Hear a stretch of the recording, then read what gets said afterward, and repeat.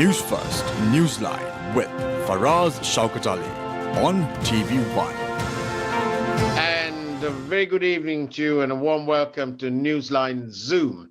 Our guest this evening, all the way in the United Kingdom, but thanks to technology called Zoom, he has joined us this evening. He's, of course, none other than, no stranger to the program, but he's none other than Mr. Rajendra Theagarajah, former managing director, happily retired, HNB PLC. Very good evening to you, Mr. Theagarajah. Good evening to you, Faraz. My pleasure. Thank you very much. Now then, Mr. Theagarajah, Sri Lanka lives in this ambience of an IMF, the 17th time round IMF transaction, if you like, and so on. They have given us the first tranche of $333 million, and this is done untold help, apparently, from what I understand. But we are living in an economy that has contracted. Something like around 8% down, from about 82, $83 billion to something like $75 billion. Couple that with the conditionalities of the IMF, in which they want the government of Sri Lanka to collect revenue, which has always been a sort of perennial problem. How on earth does the government expect corporate Sri Lanka to make intense contributions to the treasury in terms of taxes and so on, when there is a contracting economy and high taxes and so on and so forth? Is this all a game? Is it really possible for corporate Sri Lanka to deliver the goods in terms of taxes? So you've got to appreciate that currently Sri Lanka is undergoing or facing a situation which we have never faced before in the 70 years since independence. Of course, the economy has contracted. It was expected to contract, given that we went into what we call a preemptive default situation in the first quarter of last year, in the face of a piling of foreign debt maturities coming up against us, post-COVID slumping of tourism, remittances coming down, and a persistent trade imbalance, fair enough. So we went to the doctor and said, we are sick, help us. And obviously, with the EFF comes conditionalities, which effectively puts us into a straitjacket. And that is not just to us, to any country which goes there, right? So in a period of economic straitjacketing, there would be obviously a set of policy reforms which they will engage with us. And that naturally follows invariably a period of consolidation where unsustainable growth will be stifled, unsustainable. And this, so far as, is not only for Sri Lanka. If I may respectfully point out that from 2021, global economic growth, which was 6%, came down to 3.2% in 2022, predicted to slide down to 2.7% in 2023, and easing off at 3% in 2024. So it's literally expected to halve over a 4-year horizon in 4 years. So we have to accept reality also from a global perspective, right? Just going to take on a couple of the other points which you mentioned in that opening remark. Taxation. See, we have, the exporters have enjoyed a relatively low 14% so far to date, while corporate Sri Lanka has enjoyed a relatively modest rate at 24%. What's now happening is, with the quest of getting everyone to contribute towards the revenue coffers, corporate tax is to increase to 30%, and so will exporters, going up to 30%, which is a hike. But remember, I think in this environment, my humble view is to local corporates and local businesses, the focus has to be on productivity and less on tax breaks. This is an era where Sri Lanka is in a rebound, a national rebound of coming back. And there is a responsibility for everybody, corporates and personals alike, to pay a fair share of income tax or corporate tax. After all, if I may, you will be familiar, if I may point out that during the mid to late 2000s, when we were going through that last era of conflict, financial institutions, including banks, paid as much as 60% of taxes in terms of direct and indirect, and still ran businesses. So taxation is not the be and end of all. The only point I would say to that is, on the other side, on the flip side, changing policies are fair, good and fine, but not infusing sudden shocks. There has to be an orderly transition for businesses and individuals alike to change their model to accommodate the change, and there has to be a transition. Now, if I may, I know what you mentioned about, I think, taxes, which also includes the VAT refunds and the reversal of the SVT. Huge delays in VAT settlements, rather complicated system, and simplicity appears to be an unknown term to the governments of the day. So I believe the issue, the reason they brought in this simplified VAT about a decade ago, promoted by the Exporters Association, was to address this very issue of prolonged delays in the refunds of VAT. There was a claim that the delays in refunds were up to as long as 18 months, so they brought in this simplified system. Now, I believe that as part of this IMF reform program, there is a thrust to remove the SVAT with the promise or the premise that there will be an improved efficiency for the refunds to percolate much faster. But whether that is going to happen in 6 months, time will tell. The only thing I would say is a word of caution to the government. If they are doing this, they need to be able to commit a substantial amount of resources in also improving the efficiency of the Inland Revenue Department to do that. If not, what's going to happen is, especially for exporters who play a major role on Sri Lanka's economy, they are going to lock in a significant amount of working capital in the form of VAT for undue delays. So that is a challenge. I hear what you say about consistency in policy, especially when it comes to taxation and so on.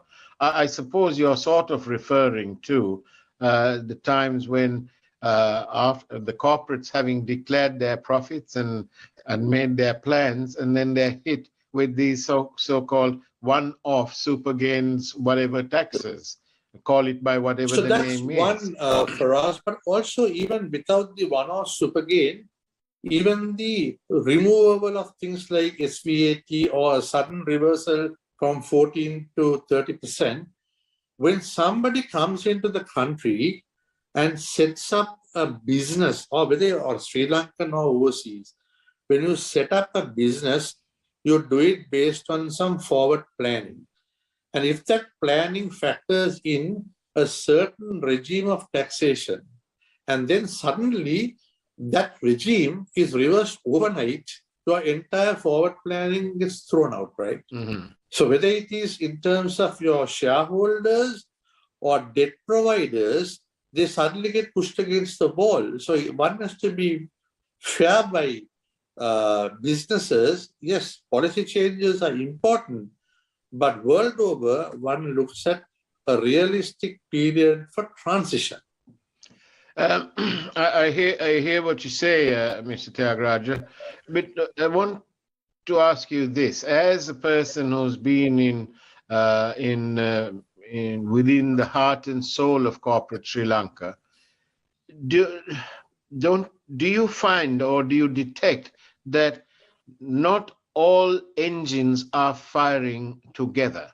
So there'll be one department doing one thing. There is no sort of cohesion. And surely when it is part of this problem because all the ministries are so divided into so many ministries when it could actually be one, for example. and different departments and under different ministries, and it's all, to coin a local term, a big sambal. Did you have that frustration when you were in corporate It's Lanka? always been a frustration, and I guess for corporates like us and for CEOs like us, who always want to raise the bar of expectation, this would always be a frustration. But that is what happens in an emerging market. So one has to continuously engage the government and the regulation and tell them to minimize the pain to businesses, so that businesses should be allowed to focus on what they are good at, which is doing business. So, in a way, government has no business to be in business. So I think government's role, in my opinion, is to shape policy, listen to private sector in addition to its citizenry, and basically set the platform for an above average condition of ease of doing business. Now today, if I touch on another issue, which is a burning issue, is in 2022 alone, I believe an approximate 300,000 of Sri Lankans have migrated abroad. Of course, I would say of the 75 years post-independence, almost 40 out of the 75 years since the early 80s have seen migration, but this is an exceptionally high number, including the beginnings of middle class. And if you really look at the root cause of this brain drain world over, it has 3 or 4 elements to it. Political instability, poor access to quality of healthcare, lack of economic opportunities, and poor quality of life, right? And if I just take one of those 4, which is the lack of economic opportunities, if and when you see a government or a regime crowding out the private sector or in particular the SME sector, naturally and Sri Lanka is made up of SMEs and micro more than corporates, right? You have the small and medium, if they feel they are crowded out, naturally the opportunity to be independent and self-sustaining becomes less. Then either you go searching for a government job or you look for a greener pasture. Point 1 on that. The other simple example I would like to point out in terms of healthcare. Sri Lanka, we claim proudly that we provide free health for all, which I think is a great thing to pursue since independence. But if we look today, the 2023 budget, from what I can see, has an allocation of 322 billion, or 4.1% of the entire budget towards health, whereas we have almost 7% or 540 billion for defense. We need defense, but the question is, from a relative point of view, what is more important for the citizen? So in a way, and all these for us also build up to defending and persisting minimization of the brain drain. So we have to understand the factors which cause and what can we as a government do to minimize it. Sorry. But does the government actually understand this question? Can we afford not to invest in education?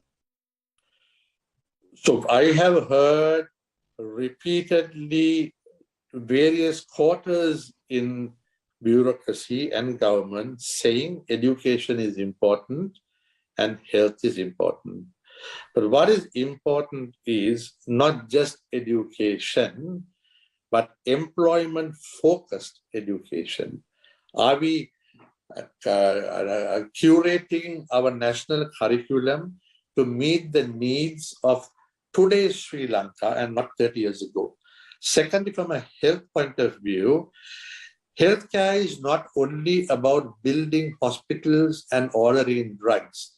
There's no way especially once you go out of the Western province, you can keep on replicating hospitals to meet patient care.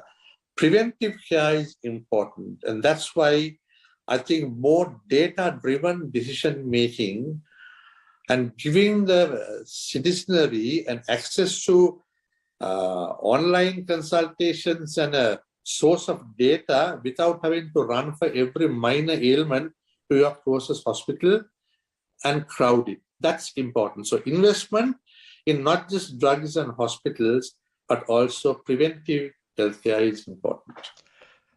Thank you. I think it's time that we go for a quick break and take a peek at this evening's headline news from that wonderful primetime news team up here on the third floor. But we'll be back soon after that. And we are, of course, in conversation by Zoom with the retired former Managing Director of HMB PLC, Mr. Rajendra Theagarajah. We'll see you on the other side of the break. News First, Newsline with Faraz Shaukat Ali on TV1. Proposal made to Sri Lanka to reroute major shipping lane further away from the country. Why did the Director General of Archaeology resign? එතුමා ඉල්ලාස්වීමේ ලිපියක් දීලා තිබෙනවා කියලා සඳහන් කළා. නැවත මහාචාර්ය ධූරයේ කටයුතු සඳහා කැලණිය විශ්වවිද්‍යාලයට යන බව. අනුර මනතුංග පුරාවිද්‍යා අධ්‍යක්ෂ ජෙනරාල් වරයාට ඵල නොකිය පලා වෙදනවා. President's Media Division says Sectoral Oversight Committee on National Security had not consulted security sector over Sri Lanka Telecom. New laws to be introduced to penalise the media via election law amendments. UNP's Navin Dissanayake is the new governor of the Sabaragamuwa province. Will Sri Lanka go for an election soon? ජනාධිපතිවරණය හැක ඉක්මනින් ඉස්සරහට ගෙන්න තමයි එතුමට උවමනාව තියෙන්නේ. ව්‍යවස්ථා සංශෝධනයට මන්ත්‍රීවරු 150ක් සොයා ගැනීමේ වෑයමක ඉන්නවා. මේ ජනාධිපතිවරණයක් එන්නේ නැත. ඉදිරි මාස 6 ඇතුළත මහ මැතිවරණයකට යන්නම වෙනවා. ගත්ත ණය ගෙවන ක්‍රමයක් හදාගත්තේ නැත්නම් මේ පාරවල් කවදාවත් හදන්න බැයි. ඉතින් කොහොමද මැතිවරණ තියෙන්නේ? When a heart attack strikes, every minute makes the difference between life and death. With the right care and treatment at the hand of the most skilled surgeons and medical professionals. With the perfect environment for recovery. Darden's Heart Centre, dedicated to you.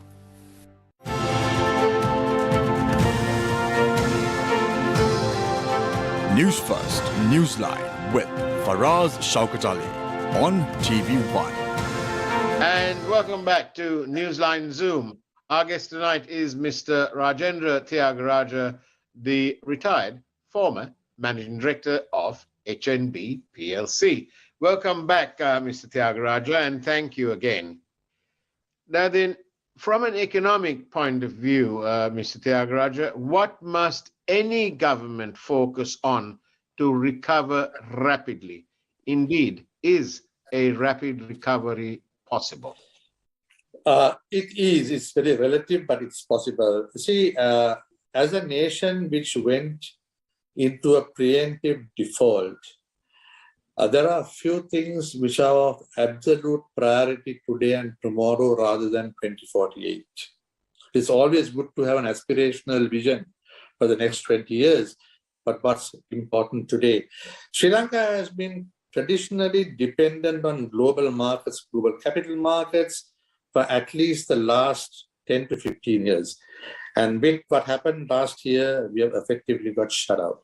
So it's absolutely imperative that whatever we do in the next 3 to 5 years, economically and a policy consistency point of view, we do that to get back into the capital markets. That's absolutely important and regaining our ratings, point one.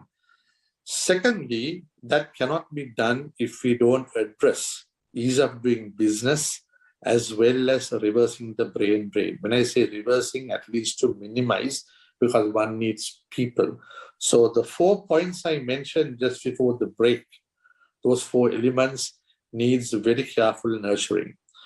The third point for us is effective policy implementation and monitoring. We can have all the best of plans, but if there is no one to monitor and implement, we have an issue.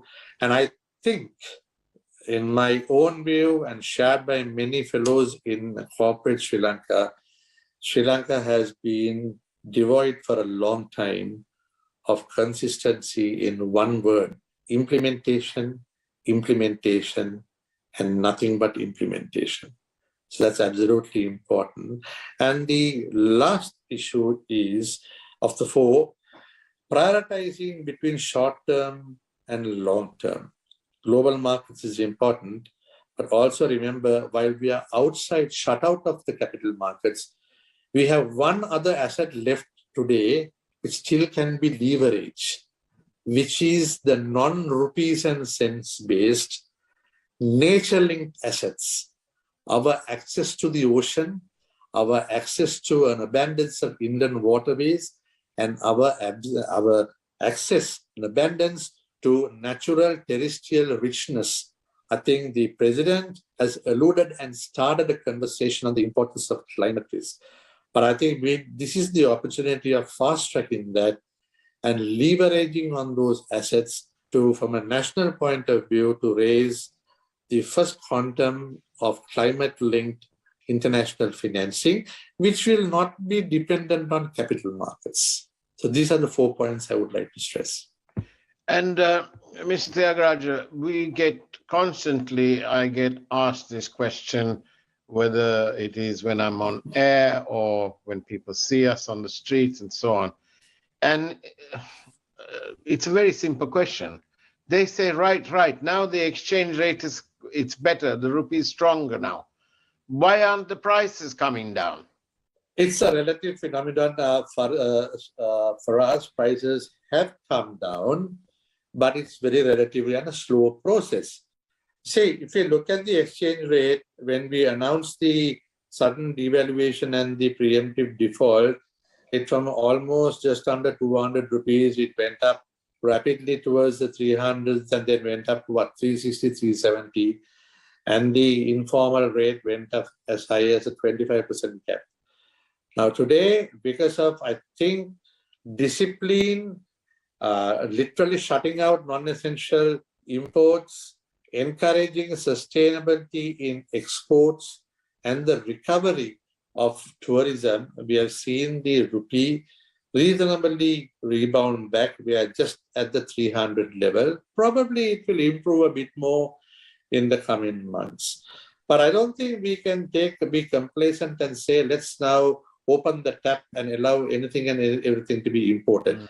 In my humble opinion, we need to still keep the foot down on non-essential imports, just focus on what is important for protecting the safety, vulnerable net of the poor, like access to medication and stuff like that, and any other imports which are essential for producing export-focused industries. That is important, because for the next 3 to 4 years, this 3 billion or 3.5 billion we are talking about as external reserves still has around 50% of that Chinese reserve, which is a tied number. So you need to, if I quote the previous governor, Indrajit Kumaraswamy, a few, I think, months ago, mentioned that you need to build that reserve to that 6-7 billion of unfettered excess of reserves. So we probably need to go to this, kind of keep this pressure for probably another 1 or 2 years till we get to that space and build this reserve base to actually cover 4 months or 5 months of imports till we are able to get back to our normal situation. So in a sense, we need to continuously be able to live within our means. Mr. Theagaraja, import restrictions such as they are, some of them, some restrictions are in place. The exchange rate is apparently on a free float. But aren't these restrictions actually detrimental to growth and the creation of employment? I mean, and in terms of revenue collection? So for us, as I said in the earlier stage of my interview, in a period soon following a default is not followed by growth. It follows by a period of consolidation. And the answer in that period of consolidation is to be selective in growth. So export-focused growth and not arbitrary growth, and the growth should be sustainable. And we need to all moderate our expectations for the next 2 to 3 years, not try to live in what we were 6-7 years ago. So basically, and really, I don't know why you chose a career in banking, because it appears to me that you could have done rather well with a career in the diplomatic service. Because what you're really saying is that right now, the people of Sri Lanka are paying for the past, for the extravagances of the past, for various infrastructure projects that were politically expedient, if not personally suiting some people, and that's corruption and so on.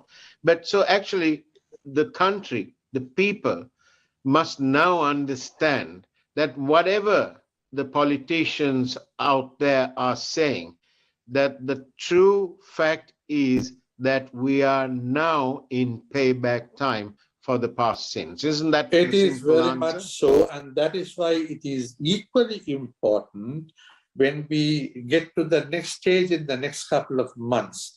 Once this debt restructure discussions are completed, that the accountability is held twofold.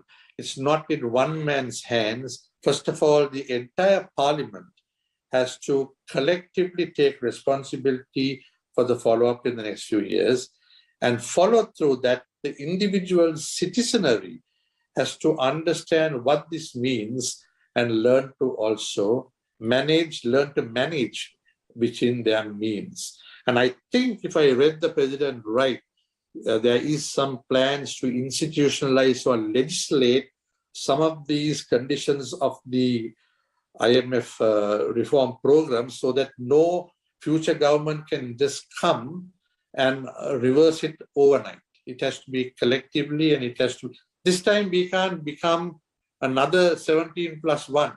It has to be a proper follow through and implement that 3 or 4 year program. Mm-hmm. And of course, as we come towards the end, and I must raise this question because it is to the benefit, the greater benefit of all of us in Sri Lanka, and that is, in between all of these challenges that the government of the day faces, what about the national question? Because that hasn't gone away, and with these economic challenges, will this add to the growing delay in resolving the national question? So if I read you correctly, I assume national question means reconciliation.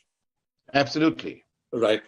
So in my personal view, and I'm a firm believer, I'm somebody who came back to Sri Lanka almost 35 years ago, having lived, worked, earned in sterling. I'm a dual national. I have the right to live in the UK anytime, but I've chosen to live in Sri Lanka because I feel that is my home.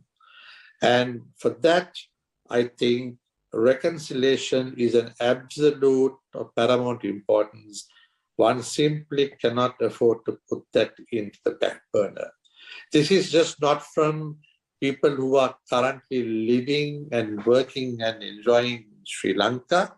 It is also for the next and future generation of almost 10% of our population who have gone away. If we are to embrace them, you see, literally every one of those people who have gone away have made a mark for themselves professionally, entrepreneurially, and economically. And just making a sweeping statement saying, here is a tax break, here is an additional rupee or a percentage on interest rates, come back and invest. That will not happen. You need to do two things. The confidence of a stability for them to come. And secondly, they need to feel that this is their country. And for that, reconciliation is absolutely important. Honest reconciliation and not a charade. I think we're nearly to the end, but there might just be time for me to pose this question. What then, Mr. Theagaraja? 38% of our working population have got regular jobs. 62% are daily waged. So in a contracting economy and with all these challenges, what of the lot of the 62%? So if I flip this question slightly differently for us, it's again a very relative thing, right? We have an approximate population of 22 million people. I believe 8.4 million of them are in the regular workforce, daily as well as regular, right? So that's approximately 5. So 22 million, 8.4 million. When you say 65%, if you say 38 is in the permanently paid, that's 62% in daily. So 62% accounts for about 5.2 million in daily paid. Is it good or bad? Recently, I think there was a report which came out, it's public domain, through the UN FPA, which said that Sri Lanka has approximately 22% of its population which requires food security or near food security. So that's about 4.5 billion. The question is, are these daily paid and daily wage good or adequate? The only thing I can say is our current minimum wage is supposed to be at 10,000 rupees per month. But the actual average salary, I'm quoting from an international survey which is in public domain today, is roughly $1,600 equivalent. So from a daily average, it is 1,335 rupees average salary per day, which is about 4 times above the minimum wage. Now, the next question is this good or bad? I think that survey which is available is out of 167 countries, and Sri Lanka is in the top 48%, which means we have 52% of that 167 nations below us. So we got to ask ourselves, is it good, relatively good, or is it not acceptable? I think the answer to this is you have to minimize the urban migration and create more economic prosperity in the regions, because the bulk of this problem which you mentioned is for the daily floating population coming to the urban cities. So the more we manage that process, which has to be through a national planning process. In the UK, they did this 30, 40 years ago during Maggie Thatcher's time, selected areas like Wales and certain parts as special economic areas. Sri Lanka needs to focus on that to minimize urban migration. And perhaps students of this sort of thing ought to look at the regeneration of the Manchester and the Greater Manchester area. Manchester today is far removed from 30 years ago, and that's a successful and they have built and they just built the soccer team which has brought the triple cups back home. Absolutely, all power to Manchester City for that. Rajendra Theagarajah, thank you very much for being on Newsline Zoom. We much appreciate it. Absolute pleasure for us, as always. Thank you. And that's the way it was here on Newsline Zoom. Newsline, of course, proud member of the Capital Maharaja Group. And it's now time to say good night. Take care. Have a great evening as much as you can. And of course, God bless you all.